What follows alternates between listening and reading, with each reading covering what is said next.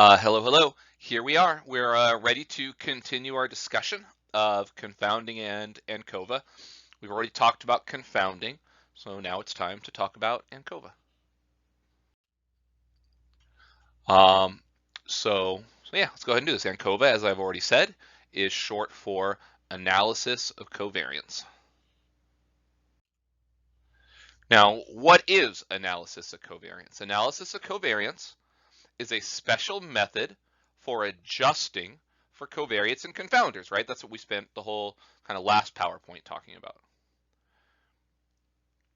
We use it when we're interested, when our primary relationship of interest is between a continuous dependent variable y. I mean, again, all of 512 has been about a continuous dependent variable y and a categorical independent variable x. And we want to control or adjust for some continuous covariates. This is often referred to as a comparison of adjusted means. So, right, you may or may not be familiar with ANOVA. ANOVA is referred to as analysis of variance. It's actually going to be what next week's discussion is all about. ANOVA is essentially comparing means, and so here we're kind of comparing what we refer to as adjusted means, and we'll talk finally about that sort of adjustment process and kind of how it works. So does that make sense? All right, I think we probably talked about this in the dummy variable section, the idea about what it means when our x variable is categorical. We talked, in our dummy variable section, we said that we're essentially comparing means of categories, right? That is, maybe y is like GPA, and maybe x is like school. Could be Westchester, could be Temple, could be Penn State.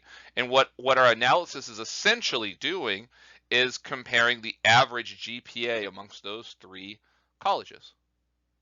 So now we're taking that idea, we're adding some continuous covariates. By adding those continuous covariates, as we saw in the previous PowerPoint, we're essentially adjusting for them. And so now we're comparing adjusted means. Now, a little caveat about ANCOVA. ANCOVA is only appropriate when there is no interaction between your categorical independent variable and your continuous covariate. Which means the first step to any ANCOVA is to test for that interaction. And you would only proceed with analysis of covariance if that interaction proved to be non-significant.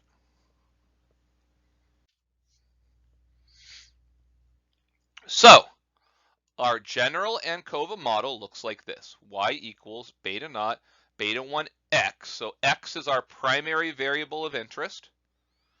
All right, in this case, it's going to be some sort of categorical variable, plus beta 2 times z. Z is our continuous covariate. I guess I didn't use this notation in the last PowerPoint, but it's pretty common to use the variable z when talking about some type of confounder. So often, right, to distinguish between a variable of primary interest and a variable that's in our model just to make sure we're controlling for confounding, we often use x's for variables of primary interest and z's for our covariates or confounders. All right, so let's do an example. And this is, I think, a pretty cool example. It's going to kind of riff off what we did in the diagnostic section. We kind of showed how we could use simulation to kind of create some examples that allow us to really kind of build like a really deep understanding of how some of the stuff is working. We're going to use simulation again, and we're going to kind of simulate this type of situation. Consider an example where our variable of interest is height. Our categorical variable is gender. So so in this case, what's our goal is to sort of like see whether or not there's a difference in average height between males and females. Although here we're talking about children, right? So I do think it's a well accepted fact that this is true amongst adults. right? But is that true amongst children? That's kind of what we want to explore. And Z, the covariate that we may want to adjust for, is age. So we're going to construct the data on the next slide, and we're going to construct it in such a way that we know there's no interaction, right? Because we're simulating, we're building the data, we're playing God. We know there's no interaction because we made it in such a way, right? So, oh dear. Yeah, I'm out of water. Sorry about that. I think I'll be all right for the next 21 slides. So suppose, as I think I've already insinuated, our primary question of interest is whether or not there's a difference in average heights due to gender. But imagine this situation, right? For whatever reason, maybe just an unlucky sample, we happen to select a sample that consists of older females and younger males. Which means what? It means that we're likely to conclude that there is a difference in height. We're likely to conclude that on average, right, amongst children, that females are taller than males. But right, that may or may not be true. It might not be that females are intrinsically taller, right? It could just be that we just happen to get older females, and of course, particularly as a child, as you're aging, you're growing. Right? So if we don't take this disparity in age into account, if we don't in some way control or adjust for this disparity, we're likely to make a potentially erroneous conclusion. And so here we are. Here's our simulated data. Let's kind of check it out. So do equals I to 50. So we're generating a sample size of size 50. If I is less than 26, so for the first 25 people, we're going to set their gender equal to 0. So in this case, it looks like 0 is female. And their age is going to be 10, right? Plus this random normal thing. So that rand norm generates something that has a normal 0, 1 distribution. The 21 is just a seed. Multiplying it by 3 kind of scales that variance a little bit, but it's just really an error term, a normal error term. So 10 plus some error term. And then there's our regression equation. Our regression equation is, right, 3, that's our beta naught, plus age, so our beta 1 is essentially 1, plus an error term, right, a normal error term. That 32 is also just a seed. The seed allows you to write this same code and get the exact same results. Otherwise, if I is not less than 26, so for the next 25 people, set their gender equal to 1, that means male, their age is going to be 6 plus some error term. So notice what? Notice the females are going to have this sort of age centered around 10. The males are going to have this age centered around 6. Our females are older. And the height of the males is 3 plus age, right, plus an error term.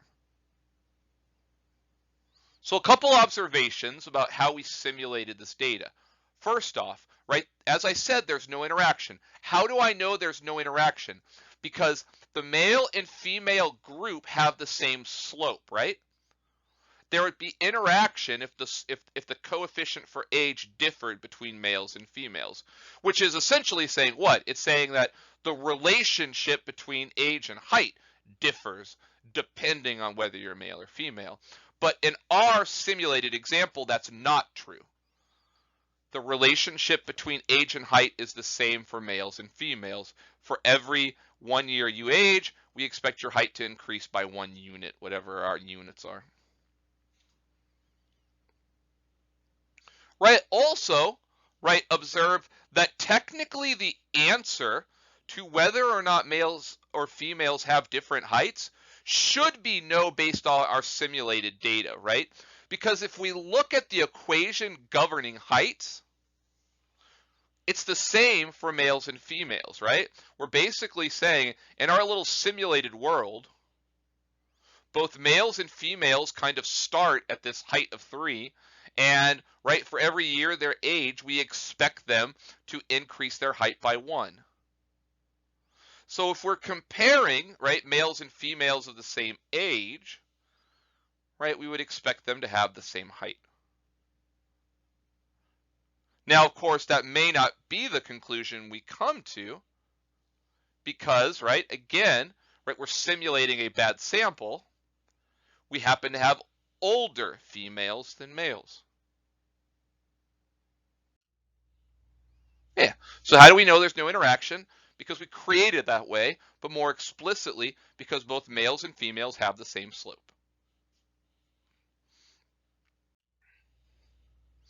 And then here's just a proc print of what the data looks like, right? So couldn't quite squeeze all 50 observations onto this PowerPoint, but looks like we got 45 of them. So you can kind of see, right, the zeros and ones, that's the females and the males. You could see the age, that's the first column, and then you could see the height as a function of that age.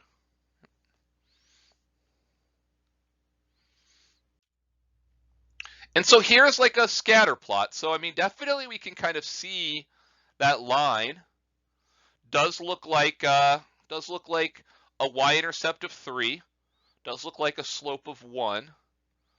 The females are black, the males are red, right? There's definitely some overlap there, but if we look towards the higher end of the age spectrum, it's predominantly black, that is predominantly female. If we look to the younger end of the age spectrum, it's predominantly male, it's predominantly red.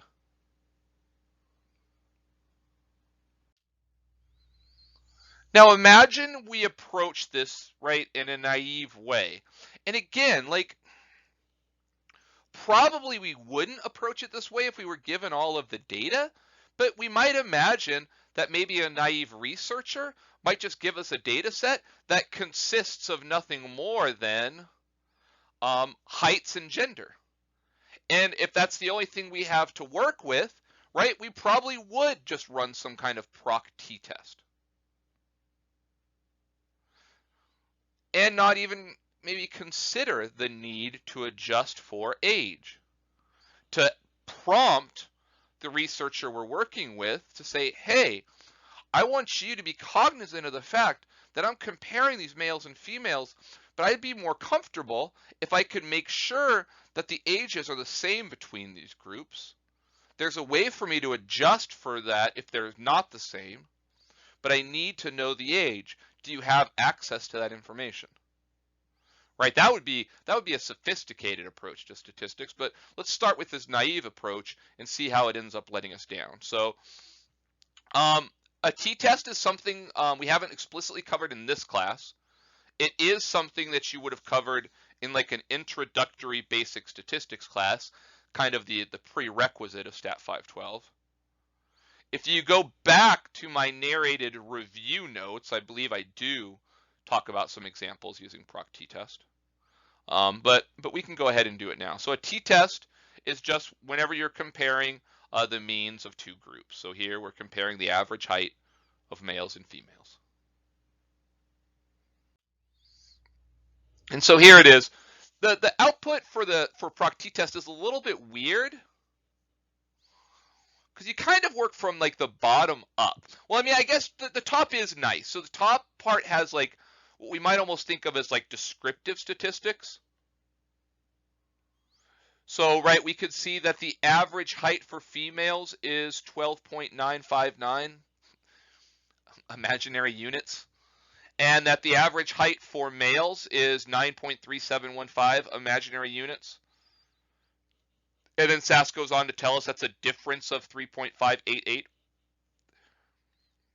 So that's like kind of some important descriptive statistics, right?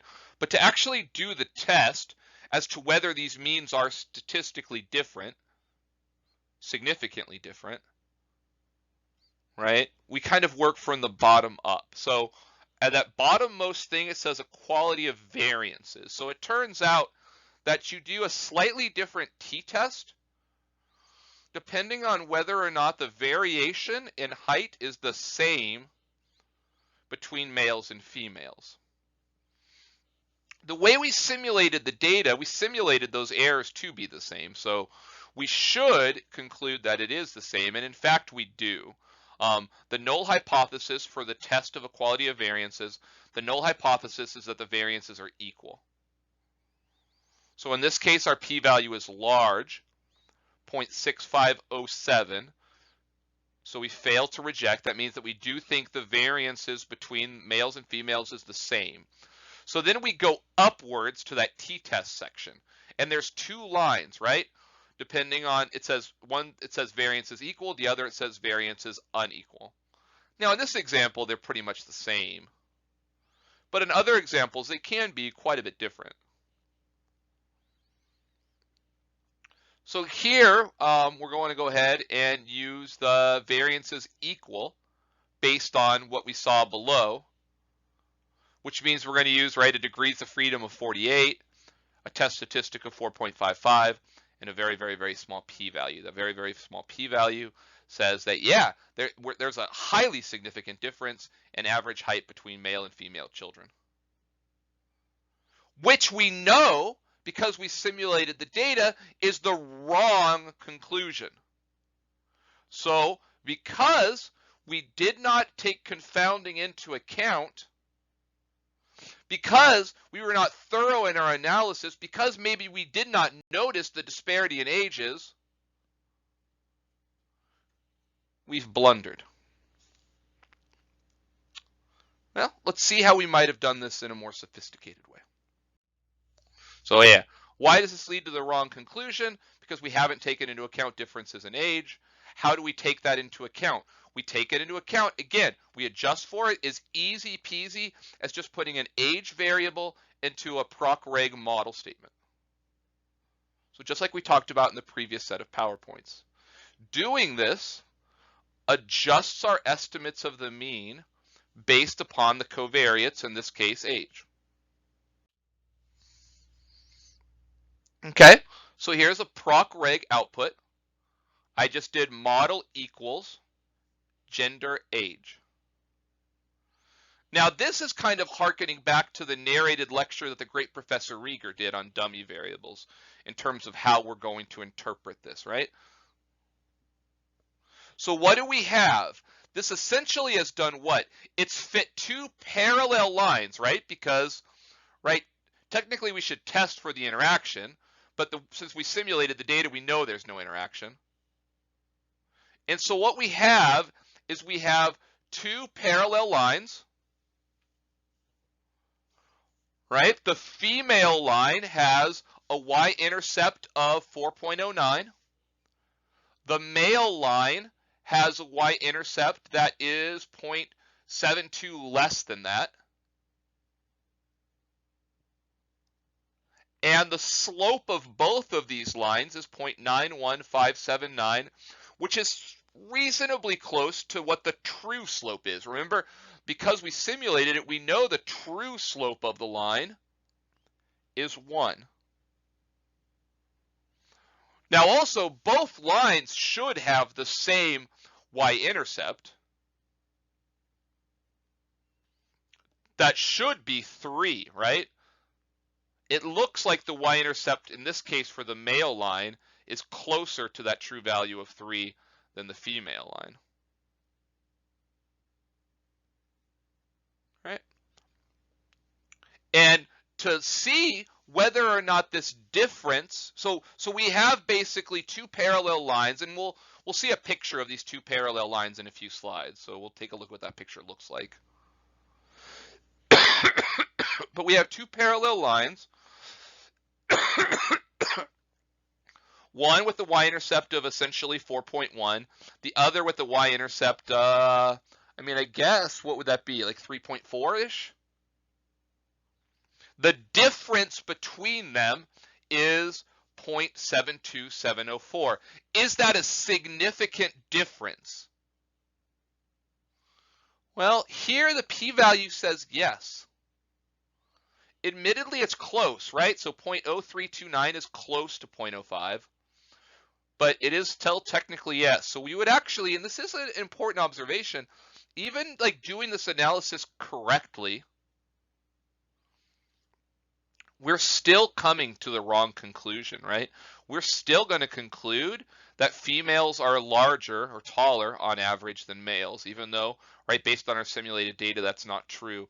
And I mean, that's just life, right? It turns out we had a bad sample that even analyzing it correctly couldn't overcome. Remember, using an alpha of 0.05 means what? It means that 5% of the time we reject the null hypothesis when we shouldn't. This is one of those instances. We're analyzing it correctly. We've done everything right. Right? We just, unfortunately, right, we just had a sample that led us astray. And there's nothing we can do about that.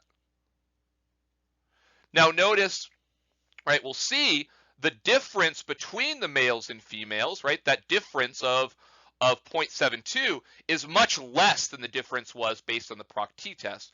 The proc t-test, I think the difference was like 3 or 4. Also, our p-value is much larger, so it does exhibit less certainty, right? The p-value for comparing the means with the naive proc t-test was less than 0.0001. Here it's 0.0329. So, right, we're closer to that 0.05. We're a lot closer. So we're certainly closer to the correct decision, but we're still not quite there. Yeah, so here's writing out their regression equations. So I wrote them out for you. And again, you should hopefully be comfortable doing this based on the lecture Professor Rieger gave on dummy variables and interaction. But right, if I took that equation from the previous slide, you should be able to write out these two equations right here. Right, that basically the female equation is that y hat, right, the predicted female height is 4.1 plus 0.9 times their age. And for males, it's 4.1 minus 0.7 plus 0.9 times age. If you cannot figure out where those equations are coming from, you definitely need to reach out to either myself or Professor Rieger to kind of talk this through a little bit more. Because right, based off your previous work on that lecture, this should be pretty straightforward for you. If it's not, that is problematic and something you want to remedy ASAP. So our conclusion is what? Our conclusion is that on average, males are 0.727 inches shorter than females after controlling for age. And as I said, it's interesting to observe that all this difference in means has shrunk. That difference is still significant, although not nearly as much so.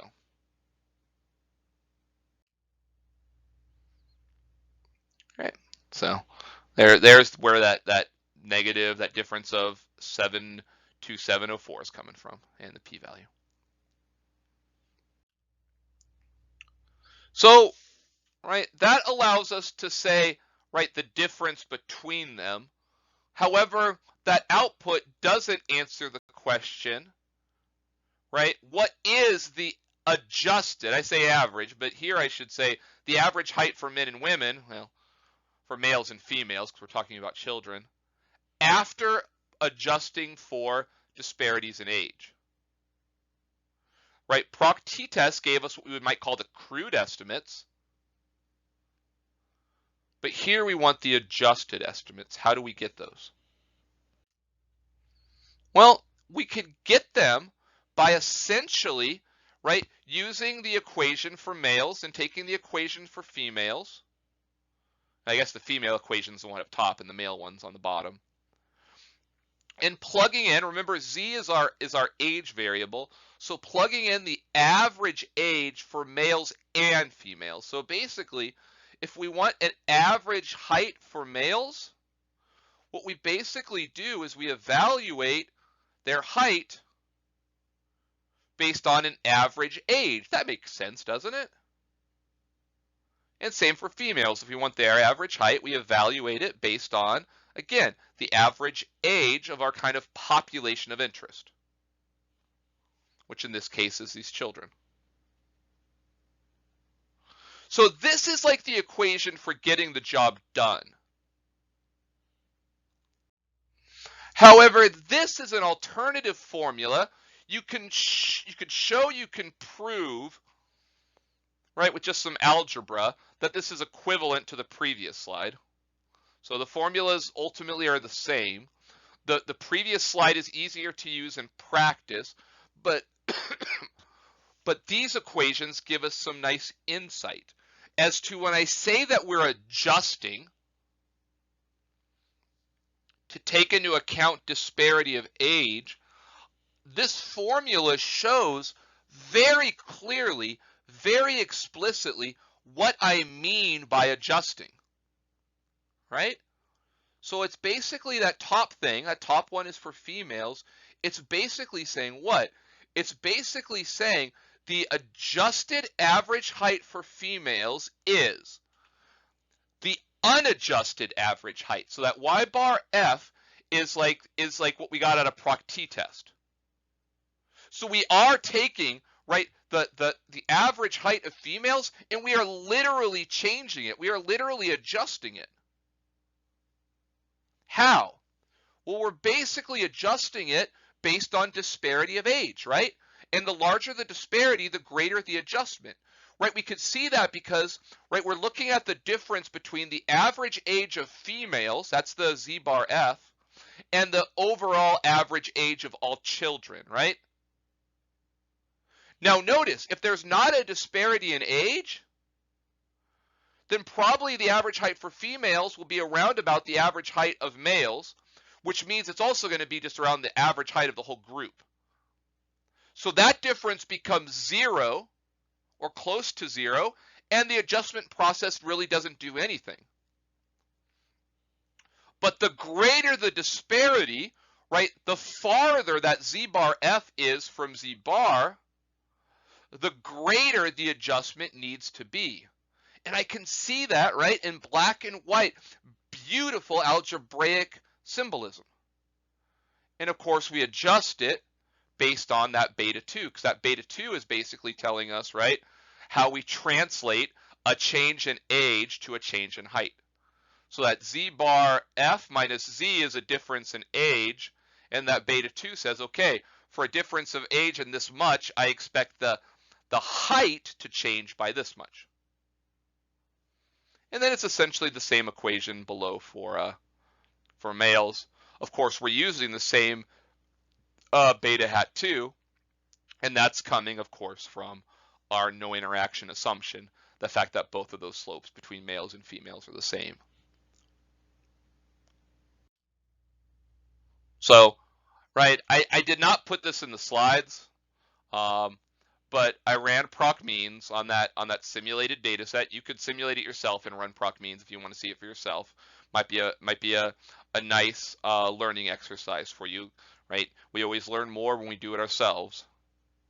So it showed that the average height for males and females in that data set was 8.122. So if I wanted to find the adjusted mean height for females, I just plug that into my female equation, right? So 4.09 plus 0.9158 times 8.122, that ends up being 11.528. And the adjusted mean height for males would be, right, just plug in 8.122 to the male equation. The difference is still going to be that difference of that, whatever it was it 0.722, something like that? But here we could say, right, after adjusting for age, the average height of females in this particular age category is 11.528. The average height of males in this age category, this particular subpopulation, is 10.8. All right. So to summarize, right, our naive analysis, right, not adjusting for age, led to the conclusion that the average height for female children was 12.96, and the average height for male children was 9.37.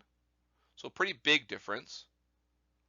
Our more correct analysis, our analysis of covariance, that allowed us to adjust for disparities in age, that allowed us to adjust for the fact that we had older females than males, led to the more appropriate conclusion that the averages are closer to one another, that the females was 11.52, that was pulled down a little bit, and the males was 10.8, that was pulled up a little bit. Okay. So just kind of a graphical representation of kind of what's going on here. So we have our two different lines, right? The black line is the female line, the red line is the male line, right? In theory, right, there shouldn't be a difference between these lines, but because we kind of simulated a bad sample, SAS detected that the y-intercept between these lines is technically different, and hence it is two different lines. Right? Our unadjusted estimate basically was comparing these lines, right, at the average height for females, which is right around that 13. Well, actually, I'm sorry. If the average height for females is, I go down between like 9 and 10, to the average height of males, which is being calculated based on their average age, which is right around 6. So that's the unadjusted measurement. So we can see we're kind of comparing at two different ages, so that's like apples to oranges. But the adjustment process is comparing, right, at the overall average age, which is about 8. So a graphical representation of what I had just said a couple slides ago.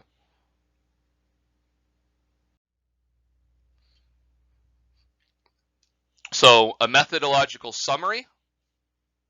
ANCOVA is essentially a method comparing the predicted values at x equals 0 and x equals 1, right? Comparing predicted values between two groups when the covariate is at some mean value. It adjusts for differences in the distribution of some important covariate. We can test for significance by testing the significance of the coefficient of x using a partial f-test. And always remember that this method assumes equal slopes, something that in theory, we didn't do it in this example because we simulated it without interaction, so we knew there was no interaction, right? We don't have that luxury in practice. So really, the first step for ANCOVA should always be to test for interaction.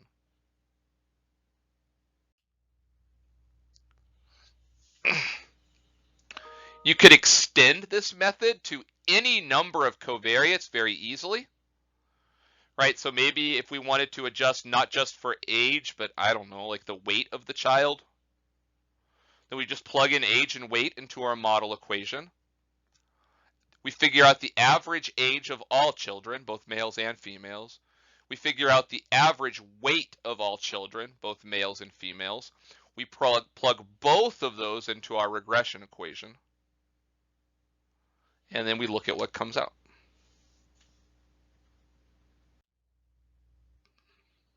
All right, and this is your lab.